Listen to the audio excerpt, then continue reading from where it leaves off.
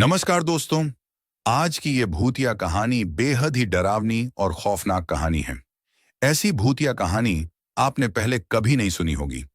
ये भूतिया कहानी एक ट्रक ड्राइवर की भूतिया कहानी है जिसका नाम होता है राकेश एल। तो चलो कहानी को शुरू करते हैं। दोस्तों, अगर आप हमारे चैनल पर पहली बार आए हैं तो हमारे चैनल को जरूर सब्सक्राइब करें।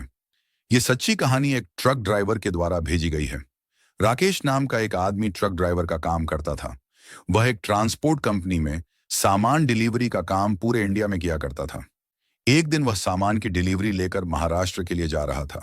वैसे तो हमेशा राकेश के साथ कोई ना कोई हेल्पर डिलीवरी के समय रहता था, लेकिन उस दिन उसका हेल्पर बहुत बीमार था, इसलिए वह बिना हेल्पर के ही डिलीवरी करने जा रहा था, क्योंकि राकेश को उस सामान की बहुत जल्दी क्लाइंट को डिलीवर करना था। रास्ते में शाम को वह एक ढाबे पर रुका, जहां उसने भरपेट खाना खाया और जल्दी ही वहां से निकल गया। आगे वह जिस रास्ते से जा रहा था वह पूरा सुनसान रास्ता था। अब शाम ढल चुकी थी और रात हो गई थी। कुछ दूर सड़क पर चलते हुए राकेश को रास्ते के किनारे पर एक ट्रक पलटा हुआ दिखाई दिया, जिससे उस ट्रक का सारा सामान बाहर बिखरा पड़ा था। वहां काफी अंधेरा था, लेकिन उस ट्रक की हेडलाइट जल रही थी। राकेश ने ऐसी स्थिति में उस ट्रक ड्राइवर की मदद करने के लिए अपना ट्रक रोक लिया।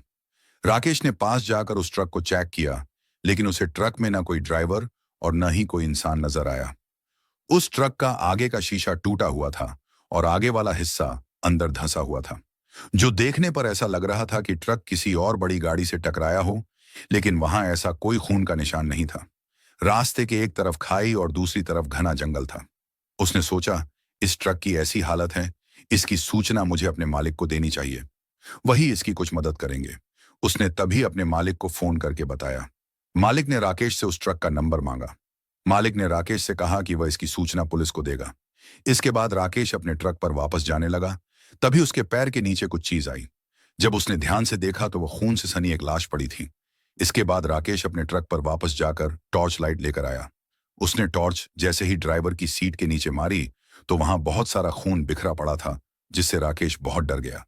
तभी उसके पास के जंगल की झाड़ियों के सरसराने की आवाज आई। राकेश ने झाड़ी पर टॉर्च मारी तो उसको दो लाल रंग की आंखें चमकती हुई नजर आईं।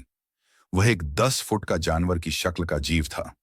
वह जैसे ही राकेश की तरफ लपका, राकेश बड़ी तेजी से अपने ट्रक की तरफ भागा और अपना ट्रक स्टार्ट करके भाग लिया। राकेश की अब भी सांस फूल रही थी।